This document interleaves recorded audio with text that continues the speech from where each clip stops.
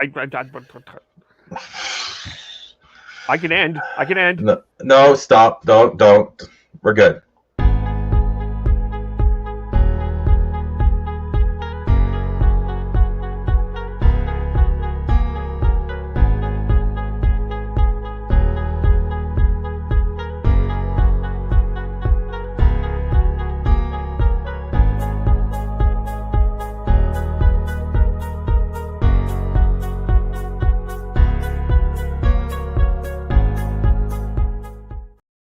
As a PG podcast, but then Devin just kept on dropping shits and fucks, and I'm just trying to figure out what's in her mouth. I just want to see him interview Francesco Accoli. No, he's a good human being, is what he would say about himself, I'm sure. Who's hosting this thing? Take charge, Kevin, would you? Jesus. First time we ever met those guys. That was the major drunken pub argument. I think you guys are the worst. I'm gonna have to probably watch some Canucks hockey, unfortunately. Just making friends left, right, and center, and probably some enemies as well. Tell him to shut up. He needs to hear that every once in a while. Off to a good start. All right. We are live. It's okay to talk when it goes live. Well, hello, everyone, and welcome to the Hockey Podcast. We are live on Facebook.com, The Hockey Podcast, YouTube.com, The Hockey Podcast. You can follow us on Twitter at podcast_hockey. Like us on Facebook and subscribe on YouTube, where we remain steadfast at the Martin Straka of subscribers. And you can also subscribe to the audio as soon as this is over. So, last week, Sean, I left midway through, and you guys all thought you struggled. I'm back for the full episode, and we already had glitches, and I'm already fired. It's already better. Last week was already better than that. That only it's easier to close the show than to open it, Kev. It's true. That's very true. What's going on?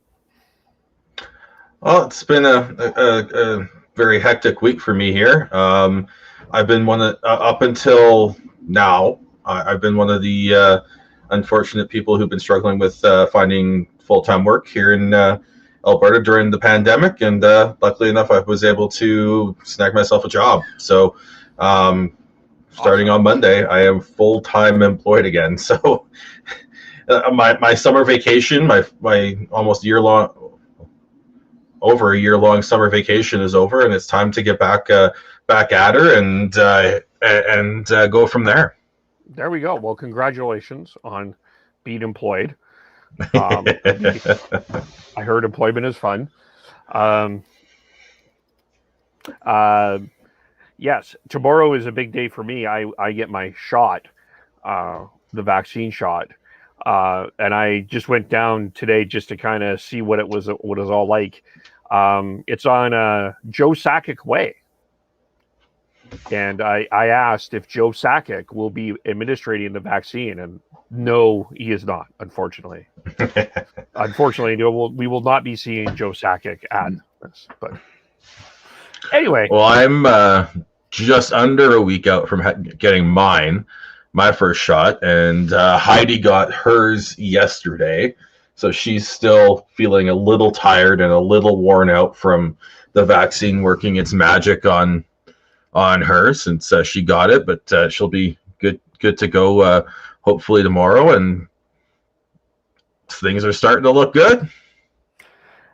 Feels like it kind of does feel a little bit like we've turned a corner here a bit, eh? Like it does seem a bit more positive for the most part. I mean, I think in non-hockey news, AEW is now, for those that follow wrestling, AEW has announced that they're touring in the southern part of the States anyway. So that's a big thing. There's concerts being announced. There is a couple even for Canada. The NFL schedule came out today. I suspect that's going to be an interesting conference. There's going to be some places that won't have fans and some do. That will all depend. But it feels to me like we're turning a little bit of a corner even though they're still high. Like compared to last year, we were all freaking out at 80 cases of COVID around this time. Oh God, we're yeah. at 600 to 1,000, and we're all like, "Oh, everything's great," and it's just because there's a vaccine.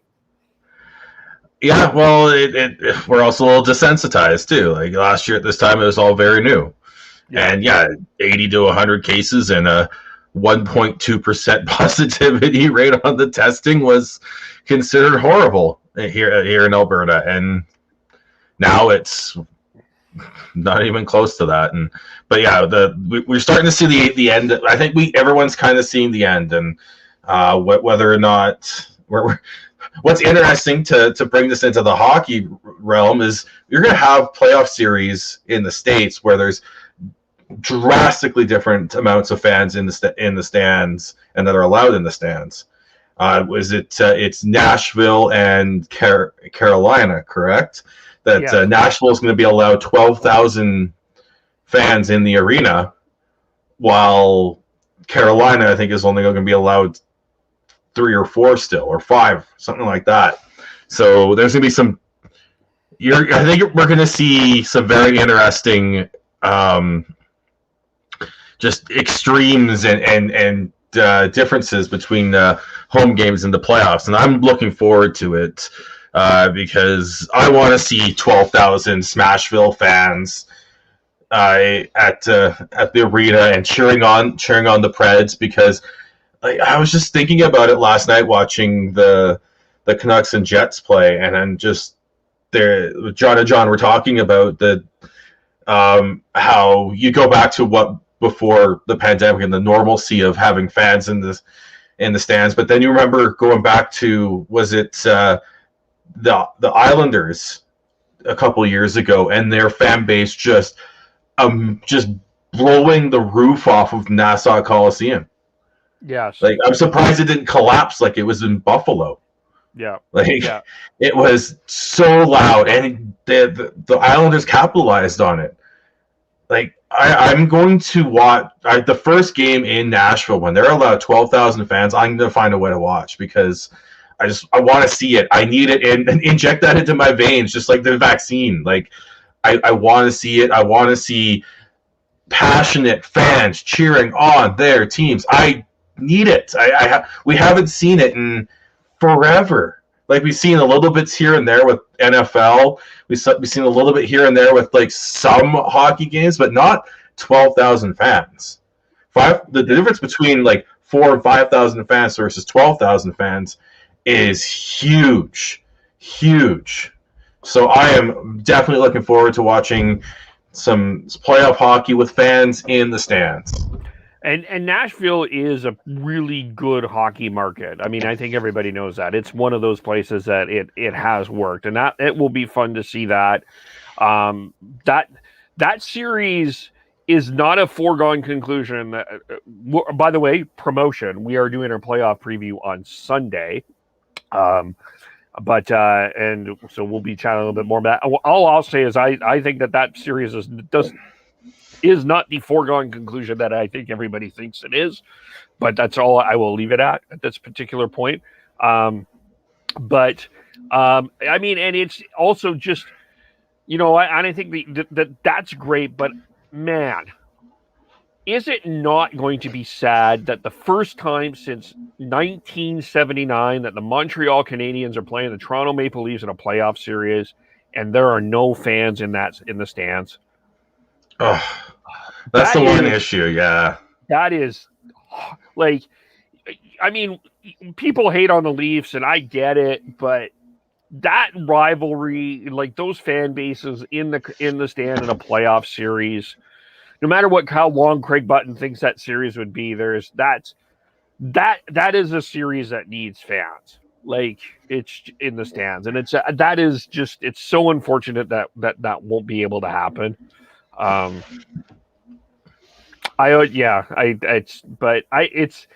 It's going to be nice to get into the playoff mode. I'm looking forward to it. I think that there's some really, like, by the way, we're waiting for Devin will be coming shortly here, but we're ragging the puck. A little bit, but no, a little bit. We're kind of shooting the shit here. Time of the swear, 10:05. There's going to be some really interesting playoff matchups. I mean, you got the Battle of Florida. That is the first time that has ever happened. You got a new rivalry, Carolina and Nashville. That will not be a playoff series probably ever again. You probably got Vegas, St. Louis is quite likely, and that's a newer one. And then you've got the East, which is going to be war. That's going to be a war. That's going to be a war. Like, I can't wait. And then Tampa, Florida is going to be a war. They've already had like brawls and everything happen in the last couple games of their regular season.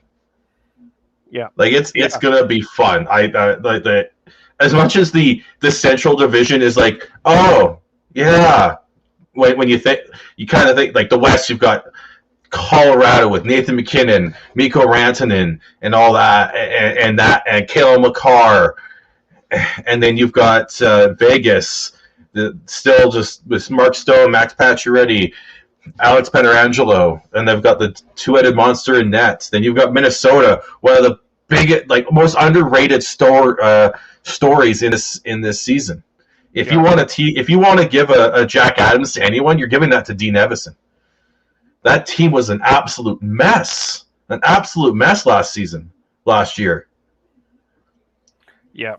And then you have, and then in the East, like I said, it's gonna be a fucking war. Time of the swear, 11:49, and you've got, and then in the North is the North. Like you've got like an original 6 legendary matchup in Toronto, Montreal. Unfortunately, no fans, because that would be amazing. And then you've got Edmonton and Winnipeg, and both those teams are going to be a little ornery going into the playoffs, have something to prove. Yeah. But then you look at the Central, and you've got Carolina and Nashville. That's going to be a fun, fast skating series to watch. Don't underestimate that series. And then you've got Tampa and Florida. And that's like I said, it already has bad blood. It already has the true rivalry feel. I can't wait to watch as much hockey as I can. Yeah. So we will be doing playoff recaps of at least the North games. The Montreal, we're waiting like the Carolina Hurricanes posted on their social media. They're waiting for a schedule. We are also waiting for a schedule.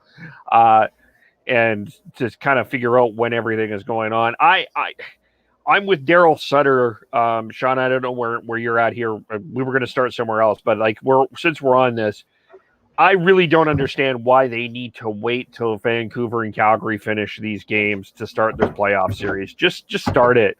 No, you've got these games going on in the afternoon anyway.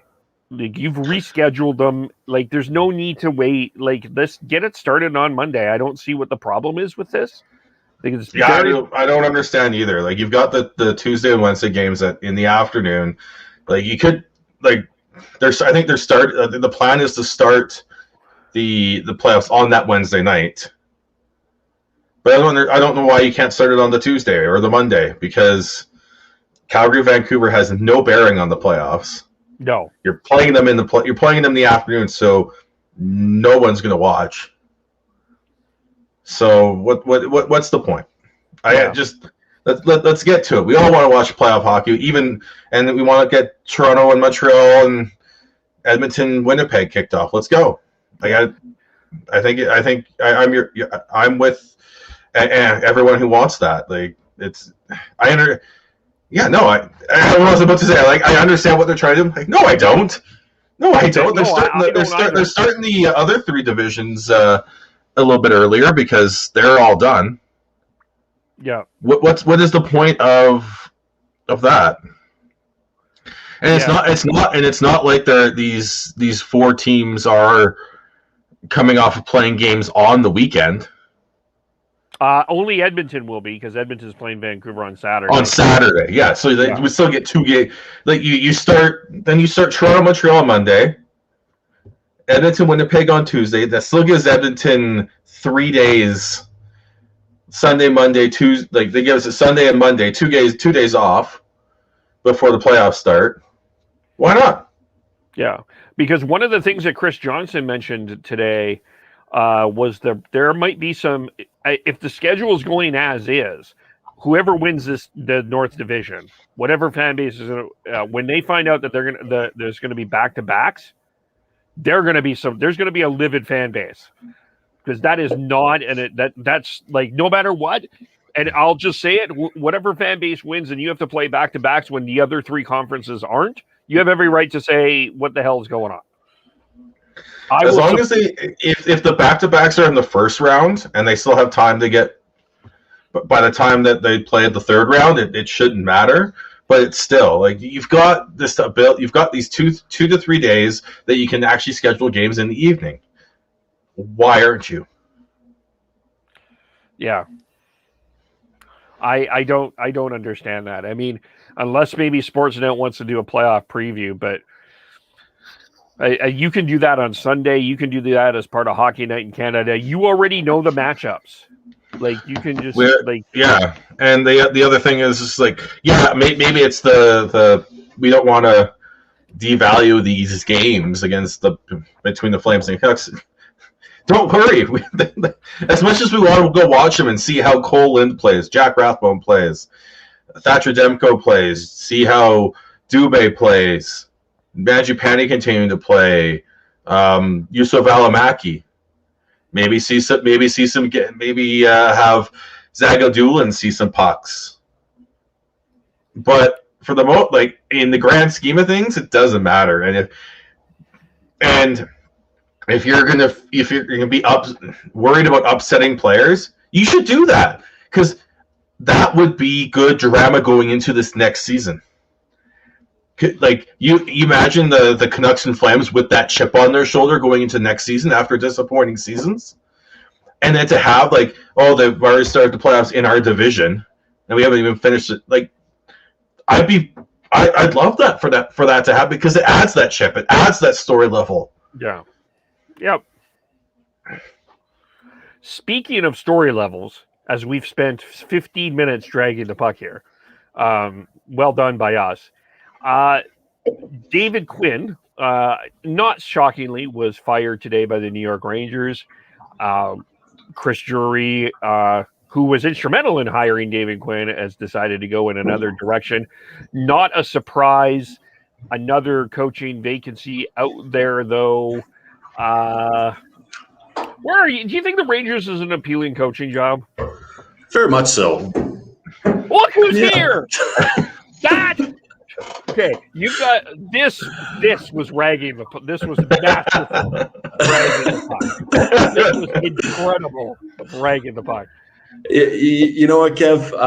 It's one of the most sought after jobs in the NHL. A Rangers head coach, especially where they are at within their quote unquote rebuild of getting Capo Caco and Alexa Lafreniere. It's Adam Fox as well, who could potentially get the Norris this year. Having two great goaltenders within that are super young, that are very, very good. Overall, who wouldn't want to go for it? Travis Green? He'd be a perfect fit there. He truly would be, as much as Canucks fans would hate for him to go there, for him to leave. But truthfully, that is a perfect landing spot for Travis Green. And hello, everybody. Well, hello. Yeah. What's going on? Like, you just... What happened, Devin? What happened? Yeah. In the interest of vulnerability, I do think we should hear the story. It really isn't that interesting, to be completely honest. A Zoom meeting went long for me, and now I'm here. That's it. Your schedule's frozen. But yeah, going back to what Devin said and the original question with the Rangers, it is it should be a very sought after position. I said Devin named off Capo Caco, and and Alexis Lafreniere. They also got Artemi Panarin, and then they've got Trouba and Keandre Miller next season. I think is going to take a step. Then you got a two-headed monster in net with Shesterkin and Georgiev, or actually don't know off the top of my head if they have to expose. No, they don't. I don't think it's Shesterkin is. Let's see here. On the fly. It's okay. I'll fill. You also have Zibanejad. He had an off year this year, but I feel like he would be able to get back on track next year for what he was doing. He had a great last, I want to say, quarter to the year this year, and he's a beast. He's an absolute beast. So don't count him out for potential top 20 points for next year as well. That back end, yeah, Sean's right. Keandre Miller, he probably will take a step next year. And I mean, who's that defenseman that got not let go, but he's fighting to keep his contract? Tony DeAngelo.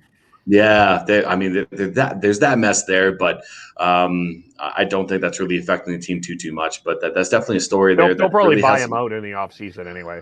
Well, he's fighting for that not to happen. Mm-hmm. But right? He wants a job. They don't have Shesterkin does not need to be protected. He's exempt from the expansion draft. So they can go into next season with Shesterkin and Georgiev as their 1-2 punch on in net. They've got Ryan Lindgren, who's an underrated defenseman, good second pair guy, physical. Then they've got Braden Snyder, who's going to the World Championships for Team Canada. He's a dark horse to step in next year. I don't think you're not writing his name in the lineup in pen, but I think you're hope as a franchise you're hoping for it. And I think there's anyone. Rick Tocchet. I think Rick Tocchet it would be someone who the Rangers would be looking at for sure. Could you imagine Bruce Boudreau in the Big Apple? Don't forget that he's still out there too, right? There's Torts. Bring Torts back. Torts going back there. Oh my God, I don't see that happening. As much as I would love to see Torts and Brooksy going at it again, that'd be phenomenal. Oh, that would be great. That's what I'm saying there, Brooksy.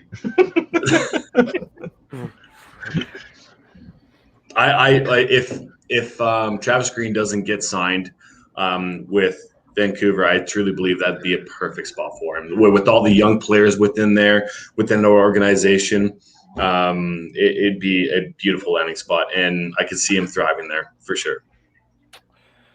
Yeah, I would say it's top 3. I would say that maybe Detroit, because I mean, there's no pressure right now to do anything in Detroit, and you're working with Steve Yzerman, who does know how to build a winner, and you probably are going to be in a good shape draft-wise the next couple of years. So that might not be, and the Kraken, I think would not be a bad situation to be in, because it's an expansion team, and you can have some fun there. But are you talking about Green in general, or are you talking about just a landing spot for any coaches? Landing spot for any coaches. Gerard Gallant is still out there too, right? Mm-hmm. I have the Rangers over both those spots, Kev, because Kraken, there's too much unknown at this point. It could be really good, but it could also be just a death march for you as a coach. As good as Gerard Gallant went in there, had a couple of really good seasons, but that was not expected. And I think we're all hoping or expecting the GMs to learn from that experience, and I don't think we're going to see Seattle be as strong. And then with Detroit, they're still 2, 3, 4 years away from really being at least two years away from really being a top-notch landing spot, because like I said, they've got some good pieces, but they're all still very, very young. And yeah. I agree with you on that. They're going to be in the lottery for a while, and that with the potential of the pieces there. Well, we just had 152 comments just roll in here all at once. Wow. Anyway, we've got like a whole bunch of people join. Oh, Awesome. But I think honestly, it's like for me, the draft opportunity to get a franchise player in Detroit that's what's intriguing to me. Hello, everyone! Like we've just got like a whole bunch of people joining us. I think we've been rated by the Hot Take Hockey crew. Well, welcome to the Hot Take Hockey crew. Thanks all for joining us. What? Love it. Been rated. As long as it's not spam, I love it. This is fantastic. Love it. Great to have you all here. We'll get to the Leafs and the Habs in a little bit here. But yeah, it'll be very interesting to see what happens in New York, and which probably leads to our next. I think the next topic that we're going to deal with, I would suggest, is I would suggest that this two is connected, because I would suggest the Rangers might be a favorite to acquire this guy, Jack Eichel. Had some comments this week in the media. I don't know if Sean pulled them up for the clips, or I could do that or not, but we both had busy days. I didn't we're not quite as prepared, but maybe we'll start with Devin, kind of your thoughts in terms of what you think Jack Eichel, about what you think about the situation. And maybe from your perspective, is this a guy? Give me your thoughts. I got to think about how I want to word this question, because there's an obvious way to do the ask, and then there's a different one. Yeah. It's such an unfortunate situation for Craig Adams and coming in as a new GM, and what a shitstorm you start out with. Like a team that brings in Taylor Hall, and you're expected to do something, especially after the year that you had last year, which wasn't great, but it was building in that right direction. That's exactly what you wanted to happen. And yeah, overall, it's unfortunate. I believe that Jack Eichel wants out. I truly do. I mean, he is one of the top young forwards within this league, and there's so many different organizations that would benefit from him, and he would love to go to that would have less taxes, that you're not in fucking Buffalo, for God's sakes, and you have a better team around you that would be able to support you, and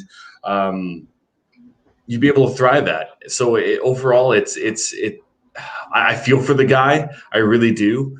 And if the allegations are true that the organization was not willing and able to help him through this injury and get him the right support, then that's a massive, massive asterisk beside the Buffalo Sabres and the staff that they have within that organization. So,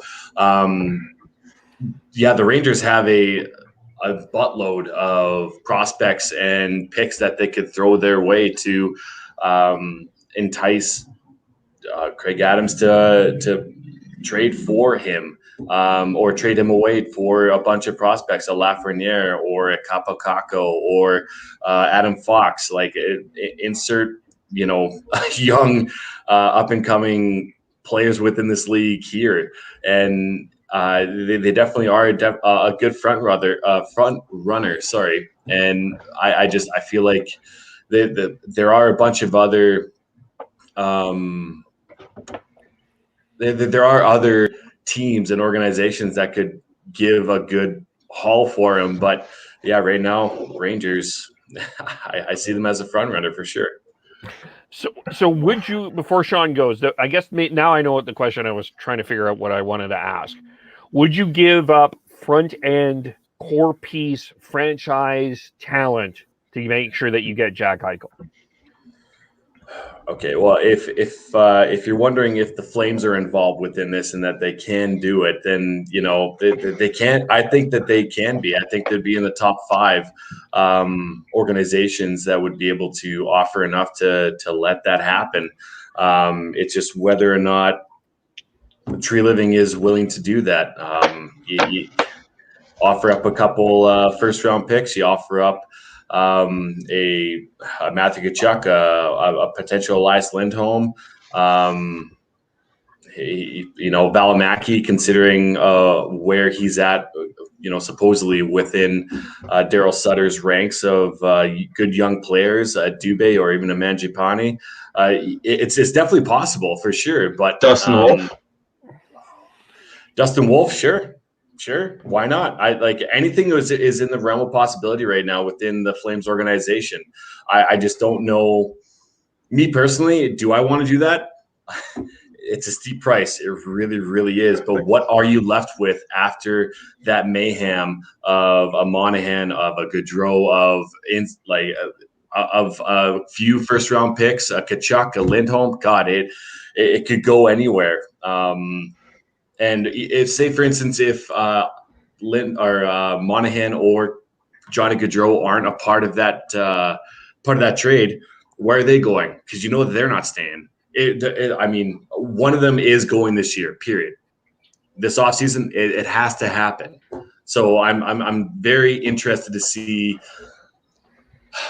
We will not see exactly what Tree Living is offering until potentially later on within this decade. Hopefully, who knows? But there are pieces here that are enticing towards Buffalo. It's just whether or not Tree Living's whether or not to pull the trigger on it. If my answer for the Canucks is they don't. They've already got their 2 centers with Pettersson and Horvat. The acquisition cost is going to be too high for them. They need to be adding assets, not taking away. But Michael Sachs Jr. brought up an interesting thought. I don't know how they would do it, but Eichel to Seattle, just throw a shit ton of picks at Kevin Adams to see if he takes it. You want to start your franchise with a bang? What like that does it? It'd be a shock. It'd be insane. It'd be crazy. But could you imagine how blown away the whole everyone would be if that happened? The media, the fans, the players, like you talk like it just that would be starting your franchise with a bang, and I'd love to see it, even though they're going to be a divisional rival of the Canucks. But one name you didn't mention, Dev, with the Rangers, which would be huge. Again, one of the big things with Buffalo is goaltending. Alexander Georgiev. The Rangers. Also, with that in mind, Columbus. They're deep in net. They've got Elvis. They've got Jonas Corposalo. They've got Matis Klesniaks. And they've also got Daniel Tarasov coming in. And then I just want to tie this a little bit back into the coaching carousel talk as well. Rangers fired every coach except their goalie coach. Yep. Yeah. It was. That's a great point. That is huge. And that's why I will do this right now. Francesco Aquilini, sign Ian Clark now. You can replace head coaches and assistant coaches, but right now, with the way goaltending is played, the way everything works of all that, it's a completely different animal. You keep one of the best goaltending coaches in the league in-house. Sign Ian Clark now. But going back to to the talk about Jack Eichel, it's if you read 31 Thoughts with Elliot Friedman today, you found what he talked about was how the issue is basically Jack Eichel has a neck or back issue with one of his vertebrae and his discs, and there's a brand new within like the last year being FDA approved surgery of replacing the diseased or the bad disc with an artificial one, as opposed to before where they would the surgery would be to just take it out and fuse a couple discs together. So what I think if there's still room for this issue to close, at least for this season, this upcoming season. There's still a way for them to mend the fence enough for him to come back, be willing to come back for next season. But there's a long way to go. A long way to go to make that happen. There's also the talk with Sam Reinhart made comments where you question whether he wants to come back. He's an RFA this year. Speaking of a player who I think is going to have a lesser acquisition cost with, I would argue, just as big an impact on your team in Sam Reinhart, that's someone I want the Canucks to go after. He's a local kid. He's a right shot center who can play the right wing as well. He fills a lot of needs for the Canucks. The price is huge. Not quite Eichel huge, but still huge. But I'd rather them kick those tires as opposed to the Eichel tires, just because of the price difference. Not to mention Rasmus Ristolainen talked about someone asked him if he be okay if he got traded, and he's like, yeah. The losing in Buffalo has gotten to how many players now? Berglund left Buffalo to go back to Sweden. O'Reilly made comments of that and then goes off and becomes a Selke winner and a Conn Smythe winner and a Stanley Cup winner. And a captain. And now you've got Eichel, Ristolainen, and Reinhart making comments that makes you wonder whether they want to stay in Buffalo. So something needs to change there. And I honestly think there's going to be some big blockbuster, if not two, coming out of Buffalo this offseason. For sure. I think so too. Sorry, Kevin, I'm just going to jump in just for a quick sec here. You said that Eichel and Reinhart will be on the same level and they can make a similar impact. I agree that Reinhart is a phenomenal piece, and that if you can get him out of Buffalo, he will do wonders for whatever organization does that. But Eichel is on a different level than him. I respect what you said. I feel like you were trying to say something similar, but Eichel is on a different level, period, than Reinhart, and he will be amazing wherever he goes, because I don't see them mending fences at all. And I'm curious on what if he stays, if there's no good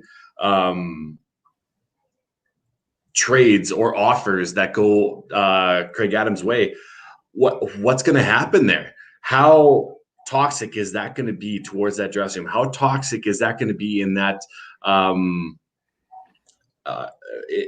within that training camp? I just don't see a good way to come out of this with the comments that he has said. And if it doesn't happen after the expansion draft, before the draft, God, I don't know what's going to happen. I truly don't. Sorry, Kev. Go for it, man. Well, I think that this trade is actually a lot more tougher to make than I think we think.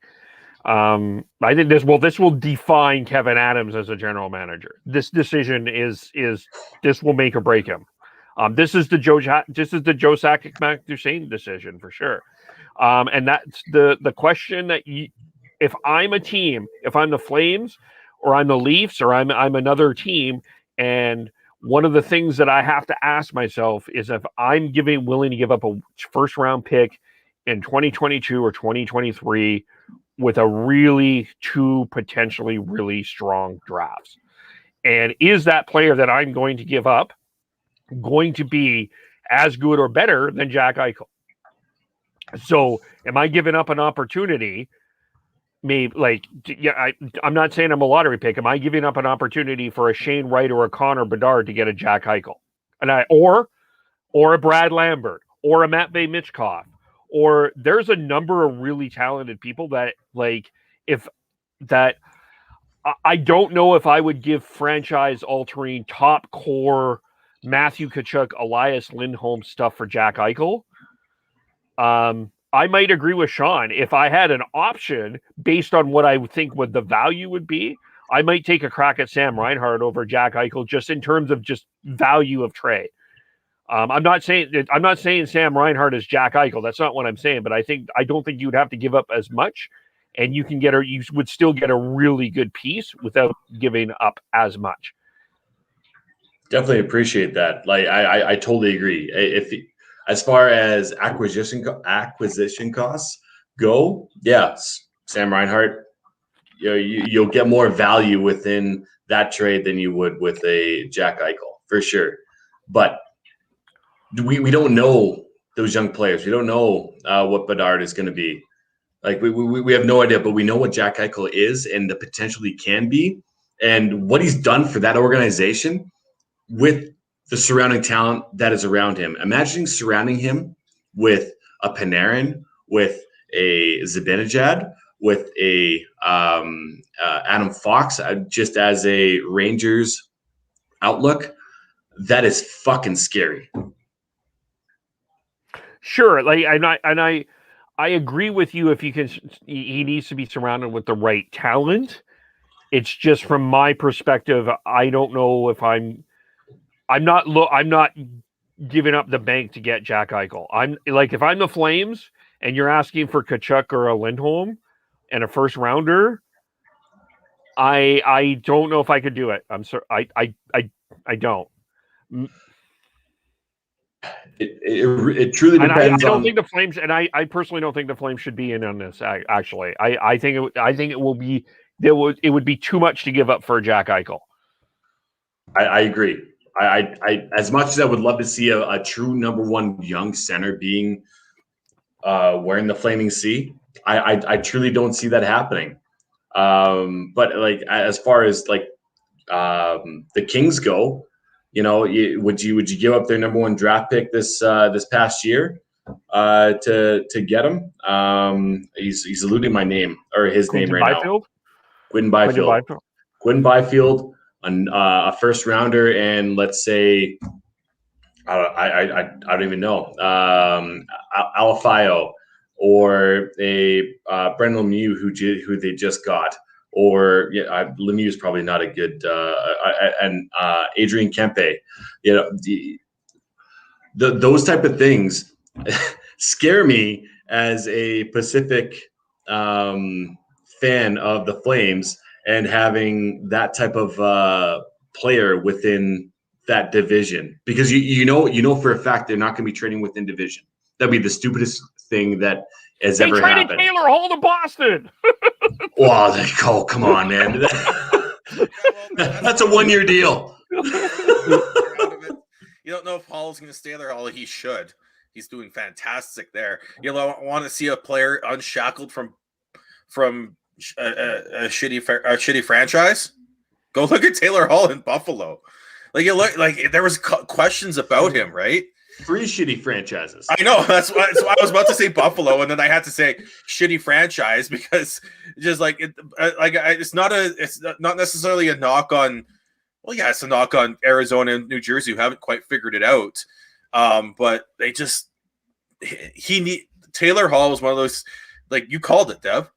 He's a guy who's I think he's better than Phil Kessel, I think he's but he's that type of player who needs to be like your number 3 forward, not your 1 or 2.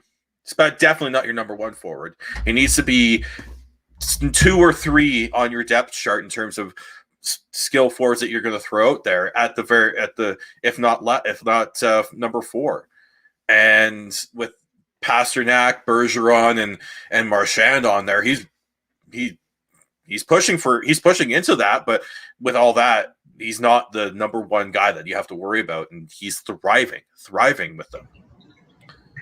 And that you know, not to go off track here, but that's what I'm worried about with Johnny Gaudreau, because you know that wherever he's going to go, if he goes anywhere, that he will thrive as a number 2 piece within that organization, because whoever's getting him is going to be a contender who's going to have a top line, and he is going to just light it up.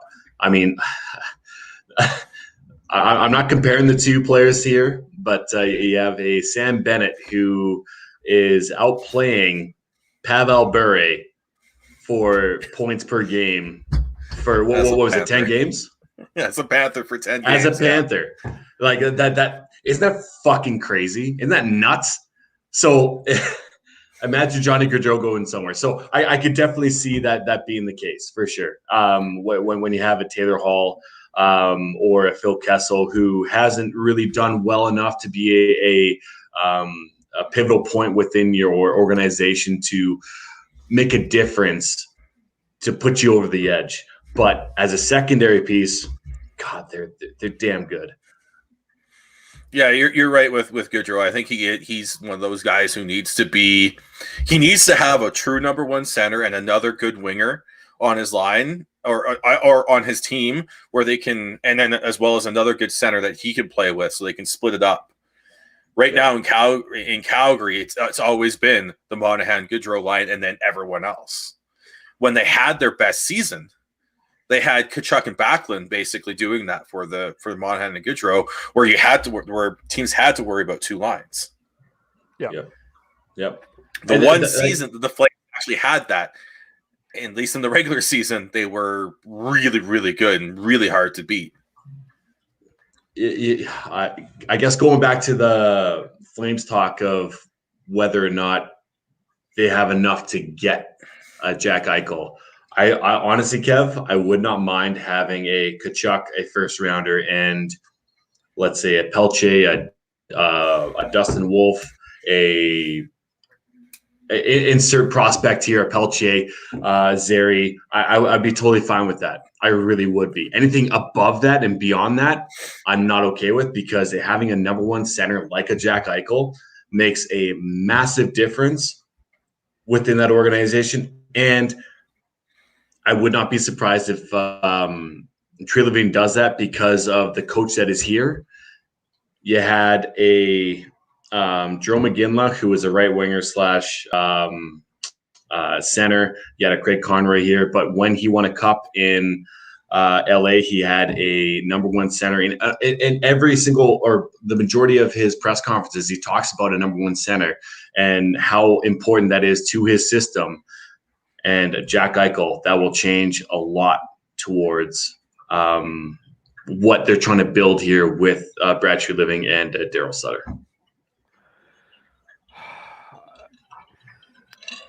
You love it. I know you do. You do.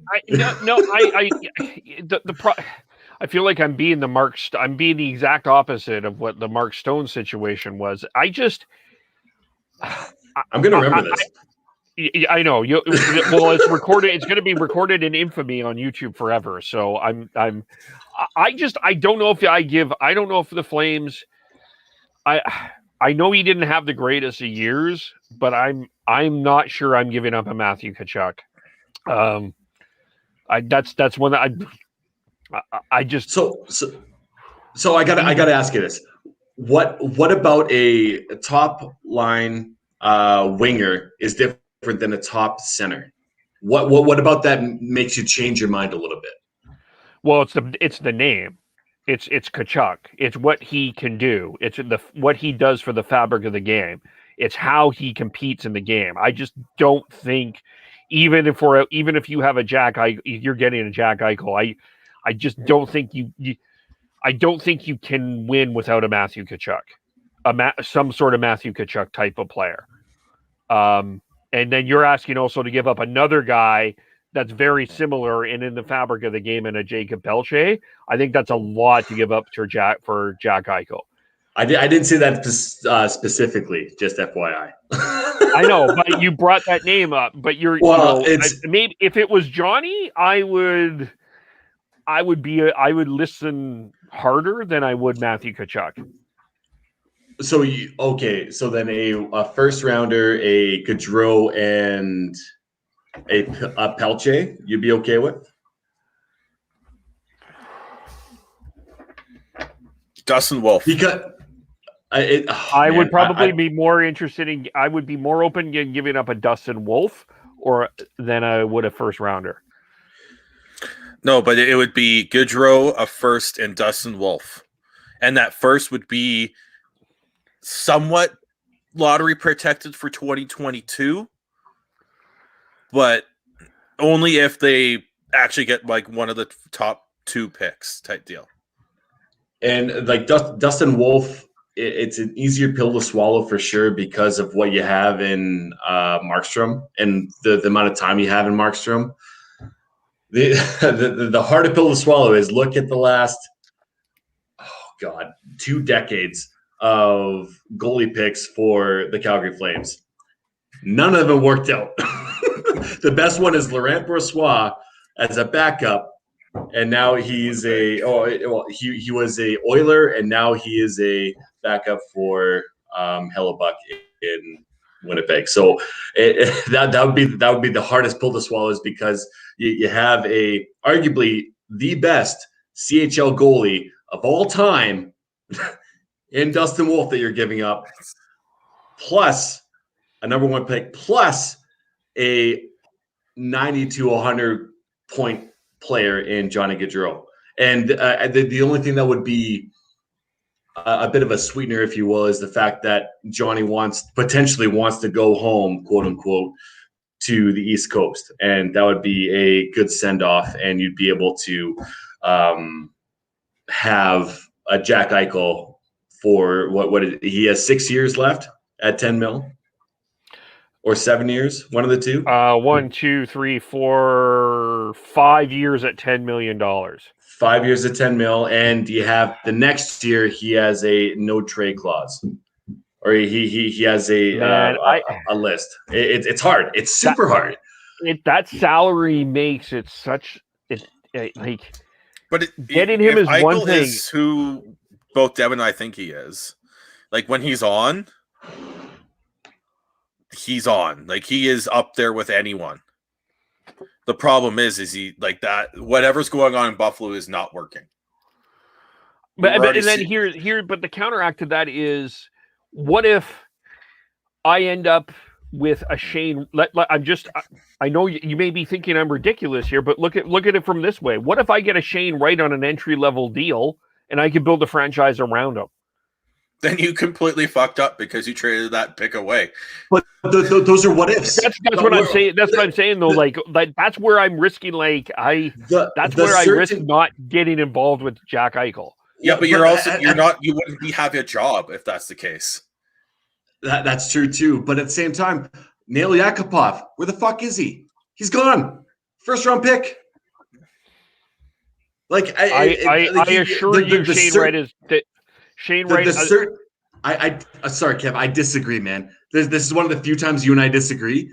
But the certainty of a Jack Eichel within this league, you fucking take it, man. Not the what ifs of a Bernard who we don't know exactly what he is at the NHL level, or any of the other prospects. I'm talking about your 2022 pick. Shane Wright. Who knows what the fuck he is at this level, man? We don't know that. We know for certain this is what I know. Jack Eichel is no, but that's at a junior level. This is what I know. This is what I know. Is if Shane Wright was in this draft, he would be the number 1 pick, hands down, right now. He will be a captain in this league, and that is. And I'm not saying that. I'm not saying that because of me. It's because of the people I've talked to covering the U18s. They are absolutely they are so high on this guy that it's like it's good. It's good to be high on people, but you don't know that. That's not for certain. You know for certain that Jack Eichel will be a number one center his entire fucking career. He's a season removed from 78 points and 36 goals in 68 games. I know, and I totally top line center. I totally understand that. I guess it depends on the team. But if I have a shot at building a Stanley Cup around a guy that I can get on an entry level deal in a cap and where we are at the cap right now, that's one of the things I have to think about. But ask the Buffalo Sabres how they felt about tanking. They didn't tank. We know that they fucking tanked, but they tanked for a Connor McDavid, and they got the fucking bridesmaid and Jack Eichel. As the Edmonton Oilers thought that they were fucking cup contenders, or thought that they were playoff contenders within the division and within the league. How do you think they feel?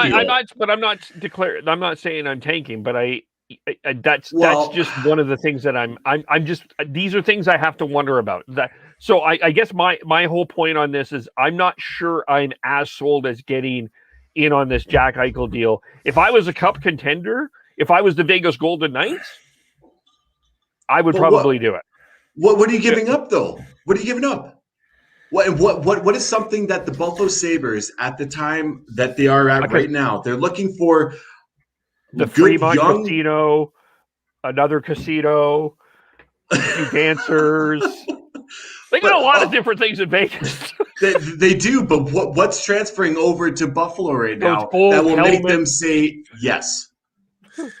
What is transferring over right now that will make them say yes without really jeopardizing their franchise going forward? And that's what I'm getting at. Is that like, okay, yeah, you have contenders for sure, but what contender as of right now can give up as much as they can to make Craig Adams being like, yeah, sure, yeah, that's a no-brainer. And I don't believe that there is a team out there that can do that. There's maybe one or two teams. And I truly can't believe – I can't think of those teams right now. Maybe a Carolina, maybe. But other than that, it's – What about – well, here was one. What about this? 2 first-rounders, Stamkos and Tyler Johnson for Eichel. Why the hell would you want Stamkos in Buffalo? Why would Stamkos want to go to Buffalo? He's a hurt bag. He didn't want to go to Toronto. He's not going to Buffalo. That is a good point. Both those players have no trade clauses, so we can talk about that all they want. But if either one of them says no, let alone both of them, I think value wise it makes sense, but I don't see it happening. And going back to the Flames ones, I don't like. We talked about Gaudreau, Wolf, and a first. I don't think that's enough. I do think people are gonna. I do think someone's going to come out of left field with a ridiculous offer where it's 2 first-rounders, a prospect, a B level, an A minus, B plus level prospect, and a top 6 player. Can I throw? I have another one. You're gonna laugh. What about Ottawa? I'm not going to laugh at that one. No. You think what could they could have? They've got who would they give up? The only person that Craig Adams would say yes to is Brady Tkachuk, and that's not happening. Well, I don't know. I don't think you're going to be able to get a top line player. I think you're going to get a second line player, and then you have to give up good futures to get him. So I think it's going to be like a Batherson or a Formanton, and then you go. You give up your Josh Norris. Then you give up a first round pick, which will be a 2022 pick. Matt Murray. I'm joking about that. I'm joking about that. but if they do desperately want a goalie, they've got Joey Decourt and I keep wanting to say, is it Philip Gustafsson and Hoberg? Gustafson's the younger guy that they're high on. So you could look at moving one of them, and then you still have to add. Yeah, because I mean, one of the advantages that Ottawa has is they don't have players with no movement clauses. So that's another option, I think. That's probably the only divisional option I could see. The Kings is an interesting one, as Derek S. pointed out. The thing with the Kings is the way I look at where they're building. They've got Turcotte and Byfield down the middle. Do they necessarily need to speed that with Eichel, especially when they're looking at this year? They have, like, if they don't draft a defenseman in the first round this year, like, what are they doing? Because they've got a lot of really, really, really good prospects up front. They've got a couple solid guys on the back end. They can get someone who can step in the next couple of years and be that true blue chip defense prospect for them. That'll be huge for them. It really depends on what you think you have in Turcotte and Byfield. Are you convinced that both of those are going to be, top two line players? As of right now, it's really hard to say. And the way I look at it is sorry, Dev, but the way I look at it is I don't see a team like LA or Anaheim, these teams that are rebuilding, taking a run at him, because I don't think they've got a Brian Burke as their GM and making a run at even though it's a little bit different because Kessel was a winger and but you've got a true number one center available here. I don't know if that's where he ends up. I think it's going to be more of a team in the Flames, like similar to the Flames, Rangers, Columbus, where they've been battling for a playoff spot. They've had a little bit of success, but they just need that little extra. Minnesota? And they've got Minnesota. What would it be? Dumba, Fiala. Oh, man, it would have to be Marco Rossi. Thank you. Yes, I don't think Buffalo. That'd be interesting because Rossi's such a question mark right now because of everything he's gone through this year. Like because he was one game away from not being able to play hockey again. Had Austria had to play one more game in those World Juniors. That's how bad. Like he got nailed by COVID really, really bad, and it's not been a big enough story. He's a bit as much as you're right in a regular time. I don't know if that's what they would do. I think if it's Minnesota, I think you have to do a couple roster players, and then including a defenseman, and then you go with like some picks to make it work for them. Well, and with Buffalo, you're right, Sean. It needs to be a defenseman. So include Valimaki within that pitch with the Calgary Flames, 100%. Well, I think it doesn't necessarily have to be a defenseman for Buffalo. I think it has to be one. It makes the most sense from Minnesota's standpoint because they've got the depth defensively, and they still have a couple younger players coming up that are going to step in next year. With the Flames, I think the key one that they'll have to include would be Dustin Wolf, because I think he's got that top end talent and that top end ability as a goaltender, and I think they would want him involved in that trade, as well as pick a top end player from a top player from Calgary, whether it's Gaudreau, Monahan, or Tkachuk. I think with Monahan having surgery on his hip, we haven't even talked about yet. I'm with Kevin. I wouldn't trade Tkachuk in this, even if it is for Eichel. I think you do need a player like Tkachuk, especially with Sutter having a full season, full training camp, everything to set the tone with this team. I think we're seeing a massive bounce back season from Matthew Tkachuk next season, wherever he is. Flames fans, he has to be. To hope that's, yeah. He has to be. It's a contract year. This offseason is contract year. Like the fact that he didn't produce the way that he should have within this year is baffling. And once, like, how could you not? My biggest thing before you go, my biggest thing is that I cannot. I have a hard time understanding how he just I don't want to say coward, but from my perspective, he cowered from the players only meeting, the fact that they told him to take a step back, and he was not like, fuck you, this is who I am, this is where I've gotten to be for the type of player that I am. I'm going to keep on doing what I'm doing, and that worries me personally. And if he goes to arbitration, he gets $9 million for 1 year. $9 million for 1 year, and then he's off to free agency. That scares me.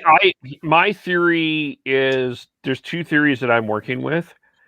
To be fair, we don't know what happened in that players only meeting.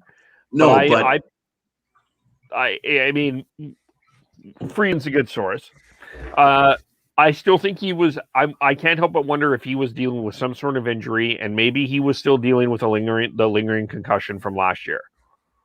I think that part of me wonders that. I mean, if they're shutting down Monahan, I can't think that he's not the only one that played hurt. I think that had partly to do with it. And I think that the Flame. One of the things that I think hurt Matthew Tkachuk this year is they were insistent. And I'm really curious about this the more I think about it. They were insistent on not putting Backlund and Tkachuk together as much as possible. Like, they pretty much were Lindholm is the centerman, Tkachuk is staying beside him, and we're not changing that come hell or high water. Do you know why? Because Lindholm is a better player than Backlund. And they're similar players, but that is the reason why, because they've seen what Lindholm and Tkachuk, Backlund and Tkachuk have done. So they wanted to see what Lindholm and Tkachuk could do together. But at what point do we go, okay, this isn't working, and I know that Backlund is not as good as Lindholm, but they do work well together. But Backlund and Tkachuk together, like I feel like that's not bringing Tkachuk to his value and where he's at and what his ceiling could be. That's bringing him down, and that's nothing against Backlund, because Backlund's a great player. He's a good second line, third line center, but Tkachuk, he's better than what Backlund can bring him. And they're like the reason why I believe that they went outside of that duo is because Tkachuk has shown that he can produce on a different level outside of Backlund. And yes, that didn't show this year, but they showed last year.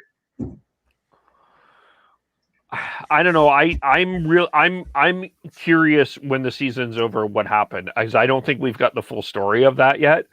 I don't think we're going to hear the full story about that. Yeah, we probably won't. But I mean, even the little portions that we do get, I think will give us a little bit more insight.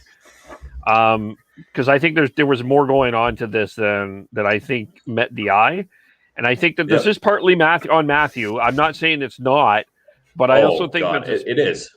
But I think it's partially on the Flames too. This one a little bit, a little bit, but at the same time, Tkachuk has been Tkachuk for his entire career. He's been a shit disturber. He puts up points.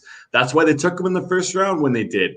They were salivating the fact that sorry, Sean, I gotta say this, that Vancouver did not take him.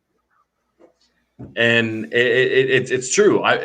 Tkachuk is a better player than Juolevi is right now, And who knows what it's going to be like within the next decade or so. And if Juolevi all of a sudden decides to be the defenseman that he was touted to be by Jim Benning. But Tkachuk, the fact that he didn't stay true to his mold, to who he is as a player, to who he is as a person, that really concerns me. And this next year is really going to show who he is as a player, as a person, as an NHL professional. This is probably one of those years where I think you take your part of it is you crumple your paper and you throw it out. I think it's very similar. I look at this Tkachuk and Pettersson the same way. I think you just throw this year out and just move on. Oh, those are two separate things, man. Those are two completely separate things, and it's hard to bunch them all together. They're two separate situations, but I think, man, as bad as their year was, Tkachuk is different in that sense because he is that whole thing has to do with his identity as a player. Pettersson, he's been injured, and we don't know what happened to him at the beginning of the year.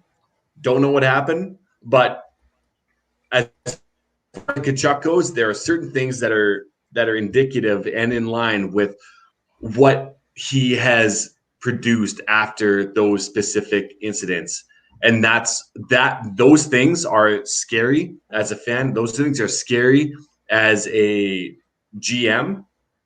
And you have to question it. You have to. And those meetings at the end of the year are crucial in understanding what the fuck happened this year.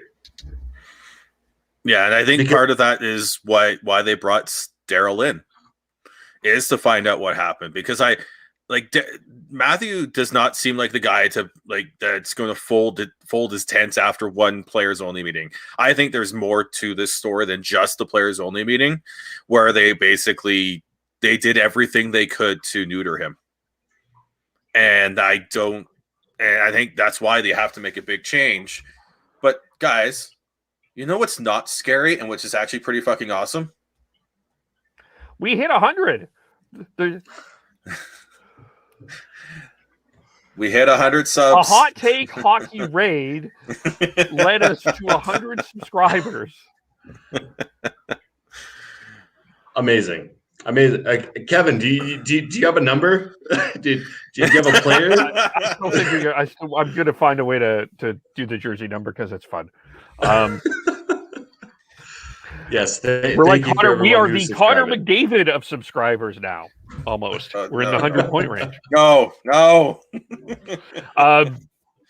Yeah. No. I think with the Flames, there is a lot going on. Even one of the things that Daryl Sutter said today is he did not believe that this team was a top 3 team in this division when he took it over, and I think him and Brad Treliving, I think are going to have some long conversations of where this team needs to go. And I have a funny feeling that Daryl's probably going to win a lot of these conversations more than Tree is. That's my sense. 100%, man. Sutter is a presence. He is a legend within this league.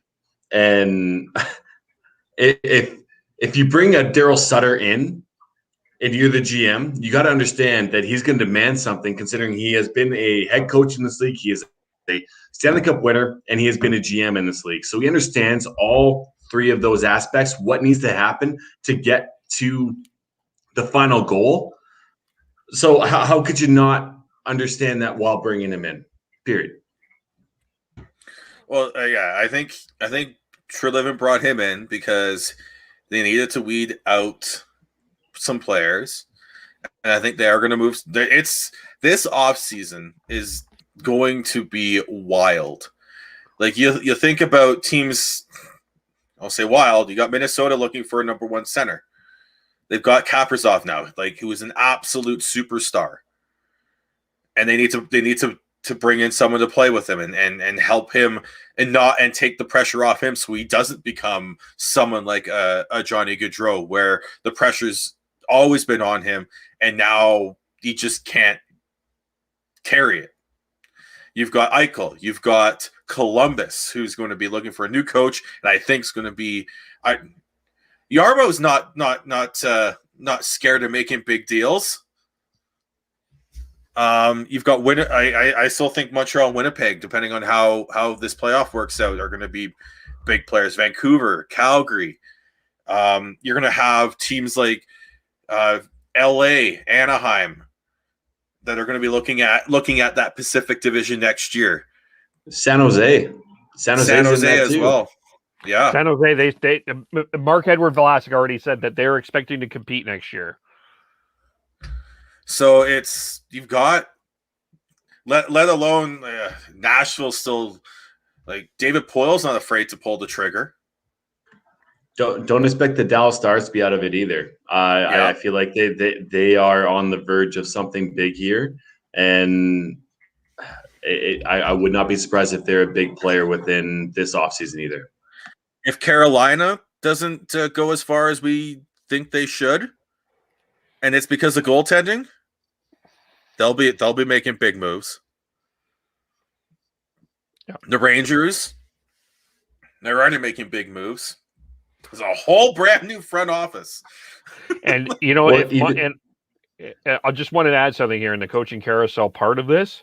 If Paul Maurice does not last in Winnipeg, he's not going to be unemployed for very long. No, that's right. And I wouldn't even be surprised with Tampa Bay, considering their cap situation too. You got to think that they're going to be players, but in a different way.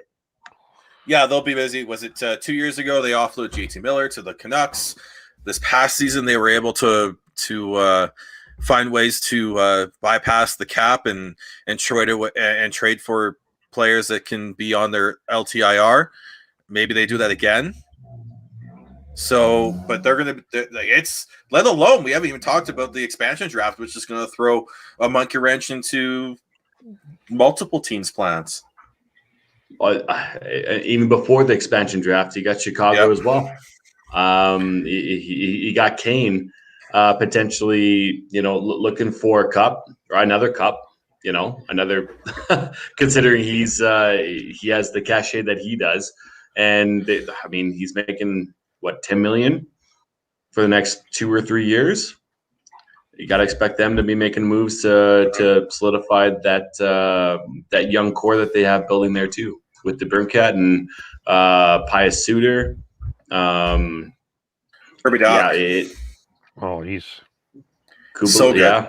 Yeah, he comes back. Unreal. Like they didn't have Taves this year. Like if Taves can come back and he remotely just be a top 6 center for them, huge, massive. Hopefully he does, because he is a massive piece within that organization and within the Chicago landscape. So you got to really hope that he can, but he is truly struggling. So hope the best for him for sure. Well, yeah. More importantly, if he's coming back and playing, that means he's recovered and good. And then you've got the other added element in that, from an individual sense, is the Olympics. They're also going to be a factor. And players playing for those spots. Whatever happens with that, that's another wild card, because you don't know. Like we don't even know if the Summer Olympics are going at this point. Yeah. No, that's right. And there's a multiple that whole the Olympics on it in and of itself is a podcast in and of itself, because there are so many layers to that specifically. But that's another thing as well. Let's quickly while we're on the Flames here. Well, let's jump to the Canucks and then the Devin here just quickly, and then I do want to get back to the Flames for a quick second after that. Mikey DiPietro is going to the World Championships. Thatcher Demko is not. Quinn Hughes is not. I'm just going to say this: anyone that is a veteran that has a family, I do not blame that they're not going to the World Cup. This has been I know it's 56 games, But this bubble situation, especially from Vancouver's perspective, after all that's happened, I think they just.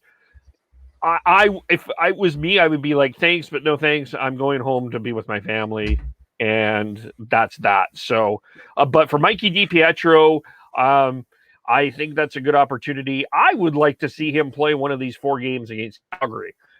If that's an option, I wouldn't mind seeing that. I don't think it's an option. He just played his final game for Utica, at least home game for Utica today. So he'd have to come back, and the quarantine doesn't work for him. That's too bad. But getting invited to play for Team Canada, like he's like the other 2 goalies are Aiden Hill and Darcy Kemper. He's gonna get games, and that's gonna be great. Yeah. You look at the roster; it's all young players. Yeah, like you got. I'm trying to look at. You've got the oldest might be Justin Danforth, who's just a AHL NHL tweener. He's born in 93. Oh no, there we go. Colin Miller, 1992 born, or 90. Sorry, Brandon Peary. Okay, finding it eventually. Brandon Peary, 1991 guy. Like that's it. Yeah. Like the rest of it is you've got 99s, 2000s, 2002 with Cole Perfetti and Owen Power, as well as where's Braden Tracy's at 2001. So it's a young team, and that's going to be great. I think we're going to see that with the States as well. Quinn Hughes has said no. JT Miller has said no. Brock Besser has said no. I think that's all great. Like it makes sense. They've gone through a hell. Just JT Miller not as much, but I don't think he really wants to go after everything else. He didn't go quite through as the hell as especially Quinn Hughes. But if you're a younger player who hasn't really played and you get invited, you're like, it makes so much sense to go. I would love to see Jack Rathbone get a shot if he gets invited. Seeing Dylan Dubé and Mangiapane get the call to for the Flames is good for them. That'll be a good experience for them. But yeah, I think it's going to be a very a different feeling tournament this year, with all the teams being a lot younger, because your mainstays, like if this was a normal season, Horvat's going. Like, yeah, this year's this year be a little different if it was still normal because he's got a new kid, but normally Horvat would go.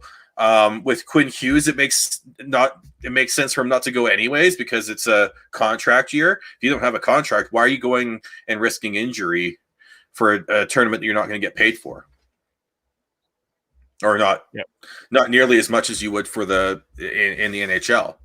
So it makes sense that way. But I think it's going to be fun to watch to see these younger teams and the youthful enthusiasm. Hopefully. You've got, like you said, Owen Power, Braden Schneider, and Cole Perfetti are the 3 super young players on Team Canada this year that are very much worth watching. Yeah, I actually, to be honest with you, was expecting a couple of more. I honestly was expecting that Shane Wright would get an invite. That would have made sense. Even if he just had to sit on the bench, I think that would have been a great experience for him. But I don't know the entire situation as well. But yeah, I guess So maybe we'll just quickly touch on Monahan, and then we'll touch on what to expect from what we want to see from the 4 final games here. Devin, Sean Monahan shut down. This is the second time this has happened. Daryl Sutter said today he played 20 games with this injury. I think he gained a lot of respect for. I think a huge thing, he gained a lot of respect for Daryl Sutter, the way that he played. Part of me is like I admire him too, but I kind of wish, like, if he was hurt, could they not have sat him out? Because there were times he just wasn't effective. Yeah, like if you're hurt and you're still playing somewhat, I'm okay with it. But like if you're hurt and it's not working, I don't know how that's helping. That's maybe am I being a dick?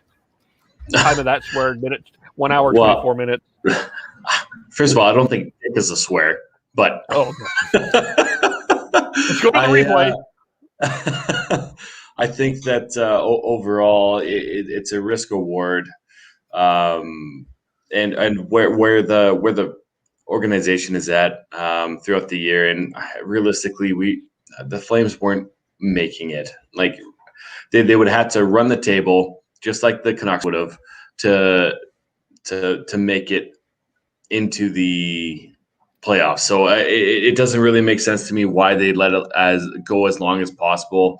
I guess overall it doesn't really matter in the grand scheme of things, because it sounds like he will be back for the beginning of next year. He will have a training camp, and he will be able to ramp up properly for the NHL play or the NHL regular season. So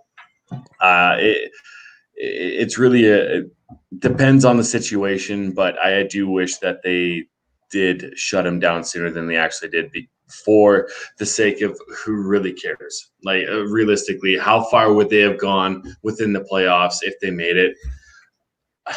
I don't want to be that Debbie Downer, but I'm going to be that Debbie Downer. We know what this team is. We know where we're at, and I truly hope that they shut down Markstrom for the rest of the year too. And I know that Sean says that no, he's a competitor, and that he really wants to be a part of every single game if he can, but it just doesn't make sense to me. And for the fact of, okay, the whole quote unquote tanking thing of they're not going to make it, so why the hell bother? Go see what you have in a Zagadulin. Go see what you have in a Dustin Wolf.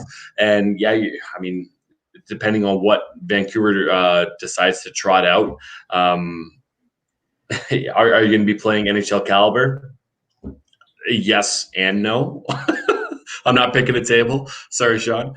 I just think that it doesn't make sense for them to risk more injury, and I'm surprised it took him this long to take him out. So, Kevin, you are not a dick.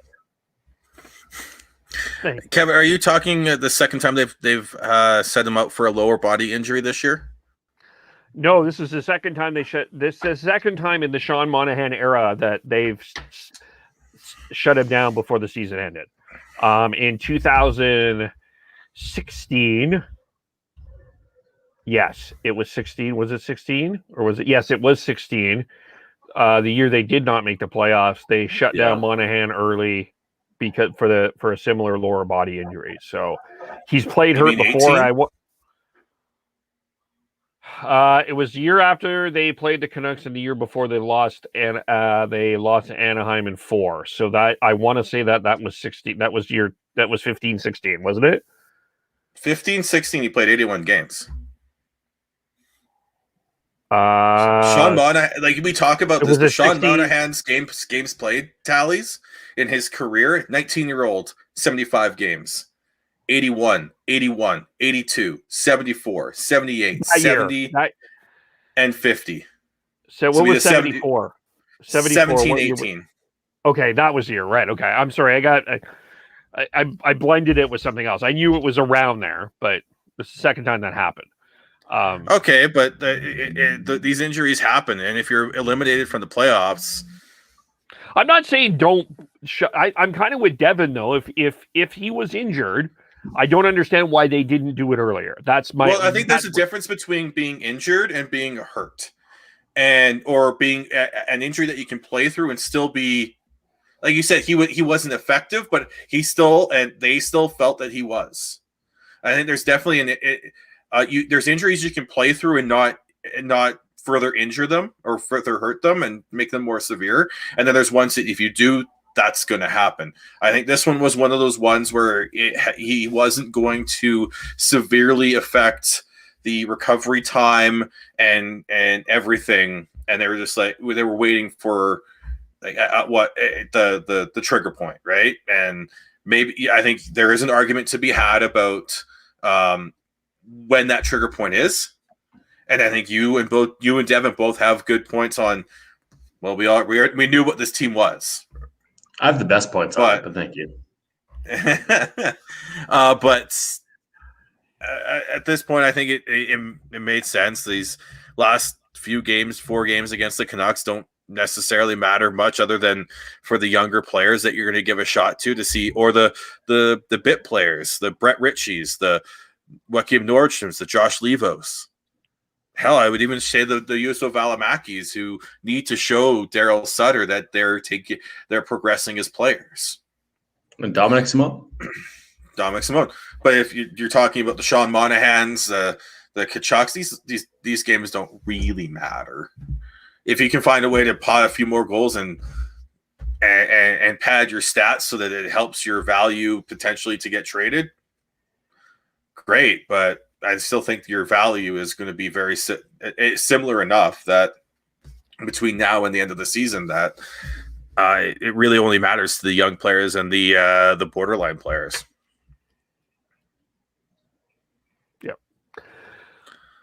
Who I think we kind of talked about who we want to see with Flames. Yeah, I think we just want to see kind of the young players, give them the shot, see who we. Yeah, I don't think I don't think any Flame fan or Canuck fan is going to come out of this hoping for victory. It's just they just want to see their players. But I mean, wins would be nice because it's always nice in terms of the rivalry. But yeah, even then though, Kev, realistically, we're all looking for losses here. 6 to 8 goals per game between the two teams, and and all the goals are scored by younger players, and you're happy regardless of you should be happy regardless of the outcome, even if the loss helps you with the draft lottery. But this year's draft is a crapshoot. You don't have you could get the best player at 6, 8, 10, 15. You don't know. This draft is more unpredictable than any other draft. Kev, you talked about how Shane Wright would be the number 1 pick in this draft if he was old enough, but I don't think that's. I don't think we should knock this draft, but I think this is going to be a very, very unpredictable draft, and there will be really good players coming out of this draft who are going to be good, long, star level NHL players coming out of this draft. They just aren't going to be these franchise changing level prospects like Shane Wright is touted to be, Bedard is touted to be, the way Eichel and McDavid were touted to be, and McDavid has been. Yeah, no, I'm not knocking this draft. I was raising Shane Wright. I was trying to make my point about Shane Wright at there. I'm not knocking this year's draft at all. Yeah. Just quickly to get back to the playoff, Parallax Prophecy asks, are we doing our North? We are doing a playoff preview. Sunday we'll look at all of it because it's not only the North, it's not only us up here in the North. There's some really fascinating playoff series going all across the National Hockey League. This is going to be fun on so many levels. So we're going to be on Sunday. We're going to be doing that. Mitch Milani is from the Bottom Line View is going to come on, and we're going to talk about the Pittsburgh Penguins. And we're going to dig into the East there a little bit. We're also going to be doing recaps whenever we know the schedule, which is the great mystery of this entire winter of the games. But we know the North is going to be on Wednesday after the Flames and Canucks play. Yeah, we were discussing that earlier when we were ragging the puck, Devin, and we think it should start earlier. I agree. I think it's ridiculous that they're just waiting for this preliminary bullshit to end, and that's literally what it is. It is bullshit, and if that's the way they want to conduct things, then sure, why not? But to me, it kind of puts a timeline within once all of the NHL decides to, or like the conference finals do happen, then that puts a little bit of a wait time for the American teams, because I mean, unless they can try and space them out properly so that they all end at the same time, which they definitely could, but either way, they're still going to have the American teams are still going to have their rest games within the time period, whoever makes it through. So it really doesn't make sense to me as far as being fair goes. Yeah, I don't think they're going to space out the other series, Dev. I think what they're going to do is they're going to try and get at least the first round of the North Division playoffs done as quickly as possible. So we're going to see double headers in the playoffs again.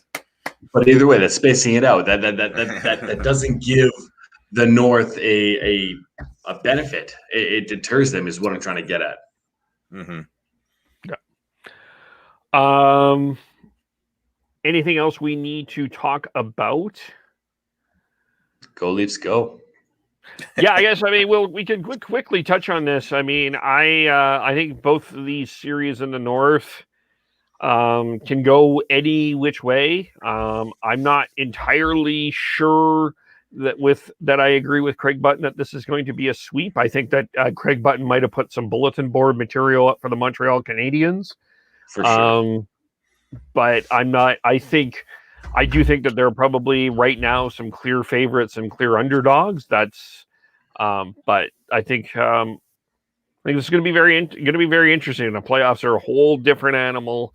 And Devin, we were also saying this before. The fact that Montreal and Toronto haven't played in 1979 and there are no fans in the stands is a tragedy. It's terrible. It truly is. But it doesn't mean that Twitter's going to be boring.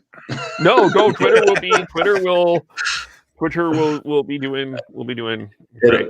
It'll be great. I mean, we'll get through this eventually, but you got to expect that Montreal is going to come out with just crash bang mentality with the Perrys, with the Josh Andersons, Ben Sherratts, Shea Webbers of that team.